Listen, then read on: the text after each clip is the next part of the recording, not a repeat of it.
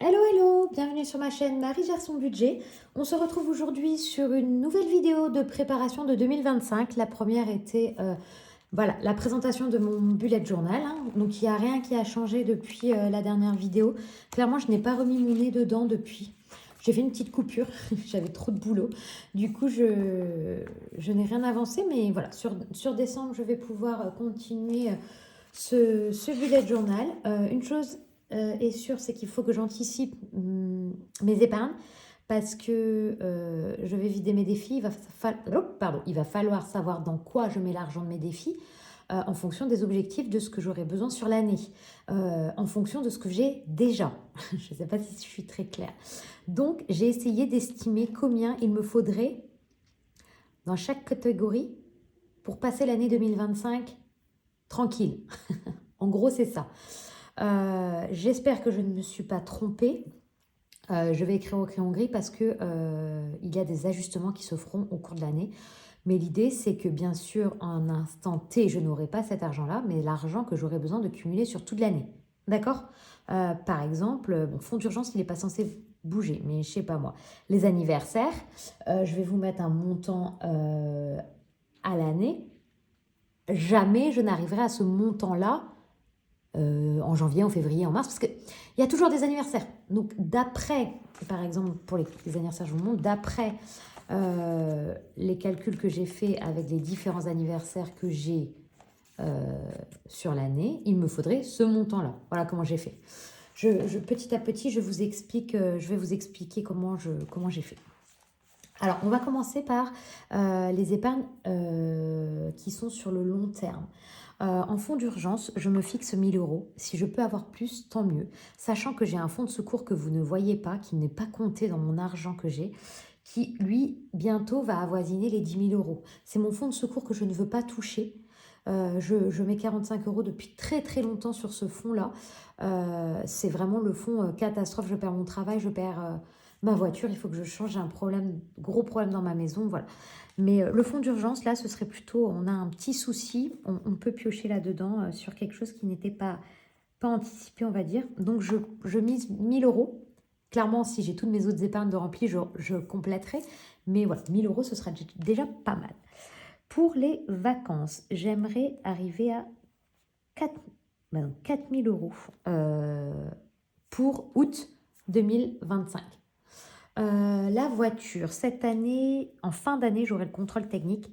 Donc, j'aimerais avoir 300 euros parce que il y aura les vidanges, il y aura des choses comme ça à faire aussi. La maison, j'ai mis aussi un bon budget parce que clairement, ce qui pique dans mon fonds d'urgence, c'est souvent pour la maison. Donc, si j'ai une enveloppe maison, je ne piquerai pas dans mon fonds d'urgence. C'est ce que je me dis, hein. Santé, une enveloppe qui n'a pas du tout bougé, je n'ai rien dedans.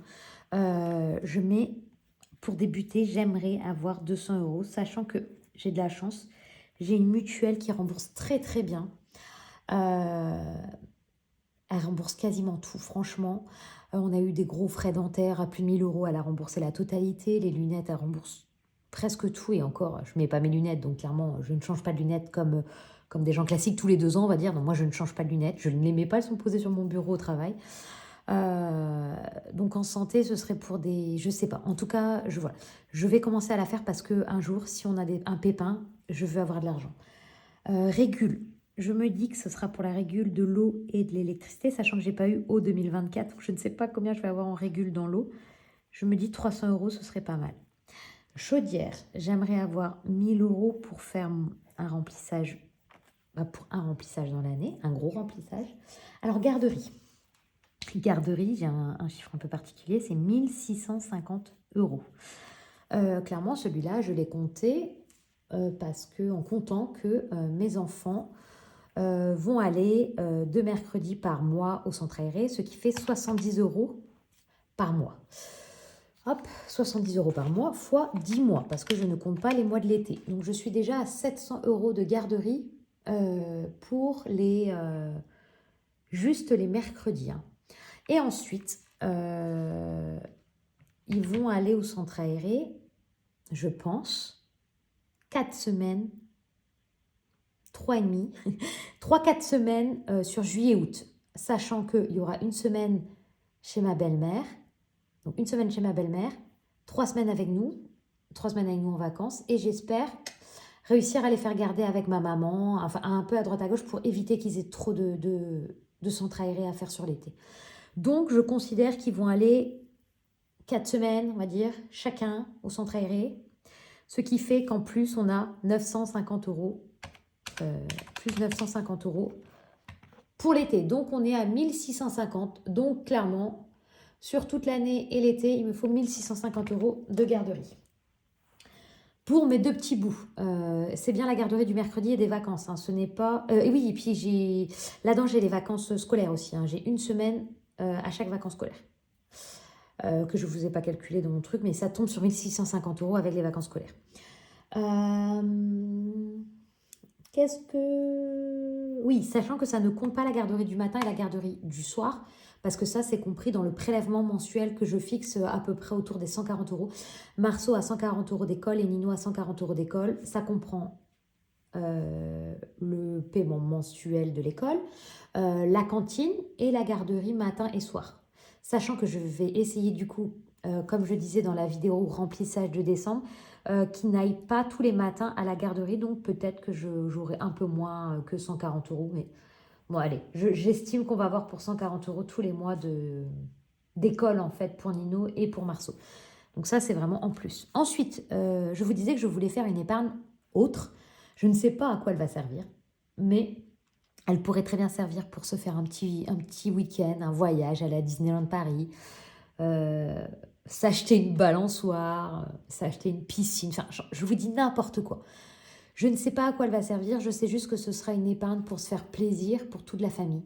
Et c'est le surplus de l'argent, du coup, qui ne servira pas à la nounou, qui ira là-dedans. Donc, j'aimerais avoir 1000 euros dans autre. Ça pourrait être un week-end ouais, à Disneyland, ça peut être un week-end... on aimerait bien faire, nous, ces Center Park avec les petits... Enfin voilà, je me dis que ça pourrait servir à ça. Donc, j'ai mis autre. Noël, j'estime que ce que j'ai fait cette année, c'était pas trop mal. Sachant que, je sais pas si je vous l'ai dit, mais à la dernière minute, tout le monde s'est mis d'accord pour que Noël, ce sera chez moi. En gros, personne n'arrive à se mettre d'accord, savoir chez qui il fait. Et en gros, la seule solution pour regrouper tout le monde, c'est de faire chez nous. J'avais pas du tout budgétisé un repas de Noël à 20 personnes. Clairement, je ne sais pas comment on va faire. Je ne sais pas dans quoi je vais prendre l'argent. Je ne sais pas si c'est nous qui allons payer le repas complet pour tout le monde. Mais je ne sais pas combien ça coûte un repas de Noël comme ça. Mais c'est bien 20 euros la part, je pense, rien que le repas. Allez, 15 euros. 15 euros fois 20. Donc 300 euros. Si on compte... Donc là, c'est juste le plat, du fromage. On a au moins pour 70 euros de fromage avec le pain. La bûche, on est au moins à 20 euros. Non, n'importe quoi. 50 euros. On est à 420. Enfin, je pense que j'ai un repas de 500 balles. Et là, il n'y a pas l'alcool, il n'y a pas l'apéro. Enfin, donc, j'espère que, vu que tout le monde a décidé que ce serait chez moi, que les gens ils vont se dire, on va participer en fait. Enfin, voilà. Parce que normalement, ça devait être chez ma maman et chez ma belle-mère. Et ben non, tout le monde a décidé de faire chez nous. Ça m'enchante pas, hein, clairement, je peux vous dire, ça m'enchante pas. Moi qui adore Noël, là, ça m'enchante pas parce qu'on l'a déjà fait il y a pas longtemps. Pas l'année dernière, mais l'année d'avant. Et en fait, c'est soit toujours chez moi, soit toujours chez ma maman, en fait. Et les autres, ils s'en foutent. Donc, vous avez compris, ça me gonfle. Parce qu'en fait, ça me gonfle, c'est parce que quand c'est chez soi, même si les gens... Parce que je sais que mon petit frère va m'aider, voilà. Mais c'est pas pareil. Moi, je me fous une pression. Je travaille le 24, hein, donc clairement, je vais rentrer du travail. Il va me rester 1h30. Encore, coup de bol, hein, quand on travaille le 24 et le 31, on travaille 1 heure de moins, on nous offre 1 heure. Donc clairement, je vais pouvoir partir assez tôt. Hein. Je pense que pour 16h30, waouh, je me taille du travail. Mais tout le monde va arriver entre 18h30 et 19h. Donc il me restera 2 heures, 2h30 pour préparer la maison. Clairement, je vais tout acheter fait, hein, parce que je ne pourrais pas préparer le repas. Me laver, préparer, mettre les cadeaux, faire la déco, enfin, bordel. Et je sais que je vais me foutre une pression pour que, voilà, ce sera bien, on va servir les gens à boire. Voilà, ça m'embête et je sais qu'après, quand on fait une soirée à la maison, nous, on est assez maniaque et on va repasser 1h30 à faire le ménage de la maison avant d'aller au lit. Les petits seront au lit et ils seront debout à 6h30 du mat et je serai fatiguée. Enfin, Ouais, c'est pas du tout ce que j'avais envie pour Noël, parce que je travaille en fait à la période de Noël. Mais bon, je sais qu'on va passer un super bon moment, hein, mais c'est moi qui vais me foutre une pression en fait. Et c'est complètement bête, je n'ai pas cette pression à me mettre. Je devrais me dire, on s'en fout, c'est un super repas, on va s'amuser. Mais moi, j'ai envie que ça plaise à tout le monde, du coup, que ce soit bien. Et du coup, je me mets une pression. C'est complètement con, hein, mais bon, pardon, je suis vulgaire. Enfin bon, tout ça pour dire que l'année prochaine, vu que cette année c'est chez moi, l'année prochaine ce sera sûrement pas chez moi, 500 euros ça suffira. Tout ça pour ça. Donc dans les 500 euros, c'est les cadeaux et le calendrier de l'Avent. Ensuite, dans les anniversaires. Donc comme je vous disais, les anniversaires, hop, j'ai compté les anniversaires de mes amis proches en enlevant les enfants, Thomas et moi. Et j'ai considéré qu'on aurait besoin de 500 euros toute l'année. En 500 euros, c'est en se disant qu'on fait à nos amis proches 50 euros à peu près et aux autres 20 euros. Voilà, à peu près. Anniversaire Marceau et Nino, 250 euros. Et pour les fêtes, pareil, j'ai listé les fêtes où il fallait faire des cadeaux. Les fêtes des mères, les fêtes des grands-pères, les fêtes des pères, après Pâques, la Chandeleur, l'épiphanie, voilà, toutes ces choses-là. Je me suis dit qu'avec 150 euros, j'aurais assez. Sachant que ce que vous voyez là, en tout cas dans tout ce qui est long terme, pas ce qui est commun, parce que c'est commun, c'est bien commun entre mon chéri et moi. Les autres, c'est pour moi. Hein. Mon chéri fait la même chose de son côté. Ensuite, en famille. Alors attendez, il faut que je prenne la suite. Oui, en famille. Donc sur l'année, je me suis dit que si on se mettait 500 euros, est-ce que vous voyez toujours 500 euros chacun, on pourrait se faire des petits trucs sympas en famille. Là, ça peut être un week-end dans un zoo, se louer un mobil-home, un chalet, enfin des choses comme ça. En amoureux, pareil, 500 euros. Là, c'est des petits restos ou des petits week-ends qu'on se fait tous les deux. On s'en fait 2-3 par an, vraiment tous les deux, sans les enfants. On part pas loin, hein. On reste en Bretagne, même dans le Finistère souvent, et on se prend un hôtel, on se fait un petit repas, une petite thalasso, enfin clairement, voilà, moi j'adore. Donc 500 euros, donc ça fait 1000 euros, devrait largement suffire, parce que souvent je prends sur des sites comme Weekend Desk, où je prends avec mon travail pour avoir des bonnes promos. Entre amis, j'ai mis 300 euros.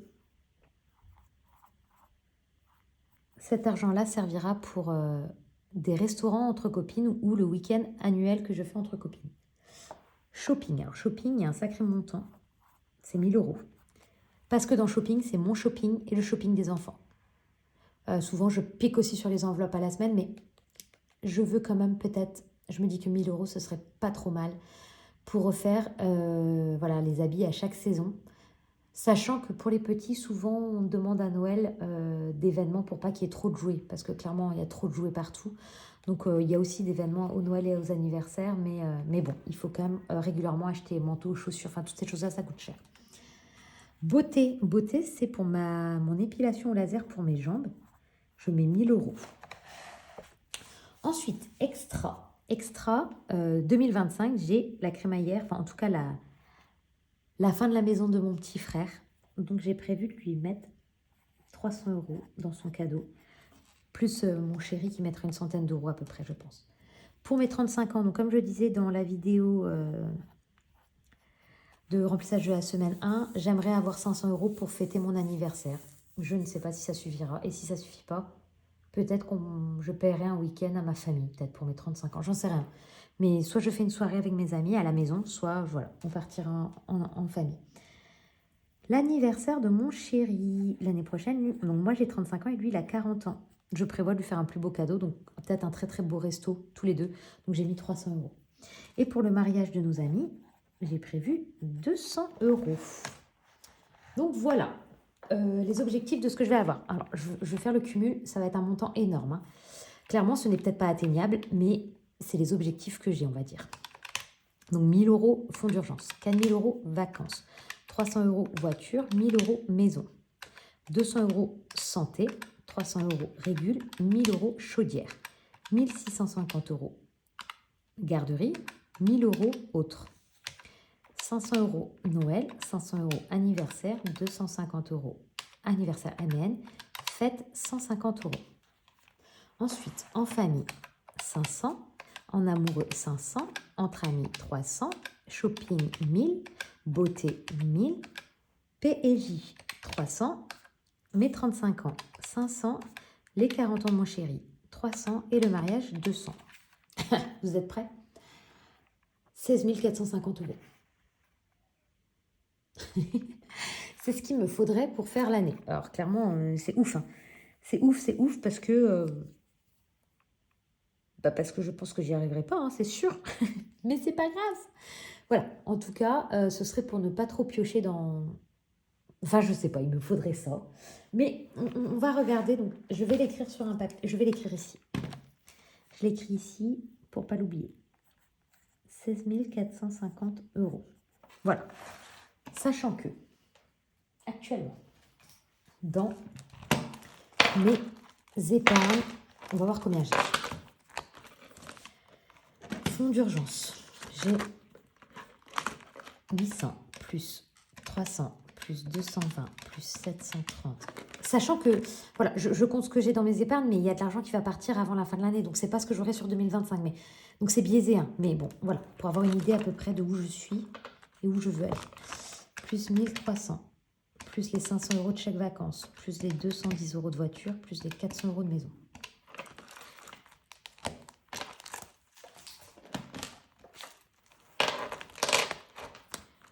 Noël, je compte pas parce que ça, clairement, ça va partir. Hein, ça, je suis sûre. Eh bien, attendez. Plus 220, plus 250, plus 60, plus 150, plus 300, plus 180, plus 350, plus 120, plus 20, plus 300, plus 200. Voilà. Là, actuellement, je suis à 6610.